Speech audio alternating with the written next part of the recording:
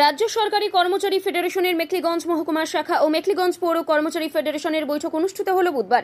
এদিন উক্ত বৈঠকে উপস্থিত ছিলেন রাজ্য সরকারি কর্মচারী ফেডারেশনের মেখলিগঞ্জ মহকুমা সভাপতি তথা পৌর কর্মচারী ফেডারেশনের সভাপতি অমিতাভ বর্ধন চৌধুরী, রাজ্য সরকারি কর্মচারী ফেডারেশনের মেখলিগঞ্জ মহকুমা সহ সভাপতি মিজানুর রহমান, দীপক পাল, তাপসী রায় সরকার সহ প্রমুখ। বৈঠকের পর কর্মীরা মেখলিগঞ্জ বাজারে স্লোগানিং করেন। জানা গেছে, আসন্ন 21শে জুলাই শহীদ দিবসের কর্মসূচিতে কোন কোন অফিস থেকে সংগঠনের কত কর্মী কলকাতায় যাবেন সেই সব বিষয়ে সমস্ত বিষয়ে বিস্তারিত আলোচনা হয় এদিনের বৈঠকে। এই বিষয়ে কি বললেন রাজ্য সরকারি কর্মচারী ফেডারেশনের মেখলিগঞ্জ মহকুমা সভাপতি তথা পৌর কর্মচারী ফেডারেশনের সভাপতি অমিতাভ বর্ধন চৌধুরী, আসুন শুনে নেওয়া যাক।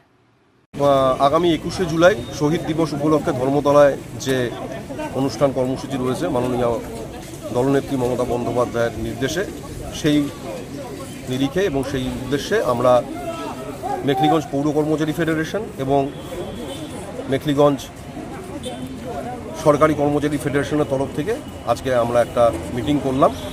আগামী 21শে জুলাই আমরা বিভিন্ন অফিস থেকে কতজন যাচ্ছি এবং আগামী দিনে সেই কর্মসূচিকে কীভাবে সাফল্যমণ্ডিত করব সেই উদ্দেশ্যে আমরা সবাই মিলে একটা মিটিং